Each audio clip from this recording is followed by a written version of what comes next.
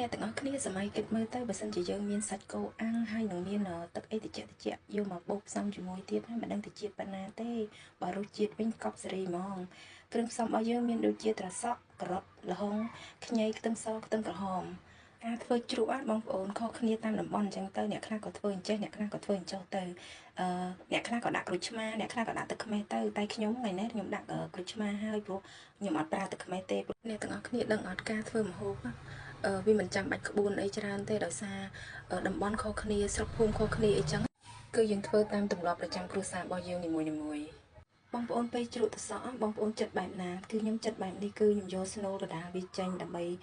កាត់បន្ថយទឹកបងប្អូនបើយើងដាក់ទាំងអស់អញ្ចឹងវាទឹកដោយសារស្នូលក្នុងហ្នឹងពេលយើងច្របាច់វាទៅគឺវាខ្ទេចអស់ហើយខ្ញីខ្ញុំចាត់ជាប្រទេសអញ្ចឹងបងប្អូនយើងនិយាយទៅជ្រក់យើងដាក់បន្ថែមខ្ញីទៀតមានរសជាតិរឹតតែឆ្ងាញ់ហើយខ្ទឹមខ្ញុំមានចិញ្ច្រាំផងខ្ញុំមានជាចំណិតផងបងប្អូនពេលដែលយើងញ៉ាំទៅប៉ះអាខ្ទឹមចំណិតហ្នឹងគឺឆ្ងាញ់ខ្លាំងមែនតើវាធ្វើឲ្យរសជាតិជ្រក់ហ្នឹងបង្កើនរសជាតិជ្រក់ហ្នឹងបន្ថែមទៀតណាបងប្អូនតែបងប្អូនធ្វើបែបម៉េចខ្ញុំអត់ដឹងទេដោយសារដូចខ្ញុំនិយាយចឹងទម្លាប់ប្រចាំគ្រួសារនីមួយៗគឺធ្វើខុសគ្នាអត់ដូចគ្នាបានទេដូចអ្នកខ្លះគាត់ចូលចិត្តញ៉ាំប្រៃឬក៏ញ៉ាំសាបអីចឹងណាហើយអ្នកខ្លះទៀតក៏ចូលចិត្តញ៉ាំជូរញ៉ាំផ្អែមអីចឹងណាបងប្អូនតាមចំណូលចិត្តរបស់រៀងខ្លួនទេដូចការធ្វើជ្រូកនេះចឹងរបៀបធ្វើជ្រូករបស់ខ្ញុំគឺខ្ញុំយកល្ហុងហ្នឹងហើយនឹងការ៉ុតសក់ហ្នឹងយកទៅច្របាច់អំបិលតែយើងមិនមែនច្របាច់វាឲ្យម៉ត់ខៃមិនមែនឲ្យទន់ខ្លាំងណាបងប្អូនយើងគ្រាន់តែ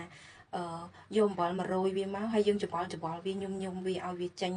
បាត់ជាតិហាងពីក្នុងល្ហុងហ្នឹងឬក៏ជាតិជ័រអញ្ចឹងណាបងប្អូនហើយ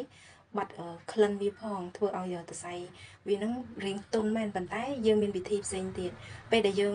ច្របាច់អំបិលច្របាច់អីហើយហ្នឹងយើងយកវាទៅលាងពីទឹកចោលទៅបន្ទាប់មកយើងដាក់ទឹកកកបងប្អូនត្រាំទឹកកកទៅធ្វើឲ្យសរសៃការ៉ុតហើយនឹងល្ហុងហ្នឹងឡើងស្រួយស្រិបហ្មងហើយថ្លាដូចទឹកកកអញ្ចឹងថ្លាឡើងដូចកញ្ចក់ណាបងប្អូននៅក្នុង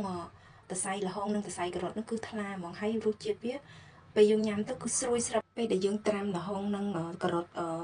ហើយនឹងទឹកសក់នឹងជាមួយនឹងទឹកកកហើយសរសៃល្ហុងនិងការ៉ុតណាដូចការយើងអត់តន់ច្របាច់អំបិលអញ្ចឹងគឺវាមានភាពរស់រវើកវិញណាបងប្អូនដោយសារយើងត្រាំទឹកកកទៅវាទៅជាស្រួយវិញអញ្ចឹងអ្នកទាំងអស់គ្នាកុំភ័យថាច្របាច់អំបិលទៅវាធ្វើឲ្យទុនជ្រក់នឹងលែងស្រួយលែងអីកុំភ័យមិនបាច់ភ័យទេបងប្អូនដោយសារយើងមានវិធីមួយទៀតហ្នឹងគឺយើងត្រាំទឹកកកហ្នឹងឃើញទេបងប្អូន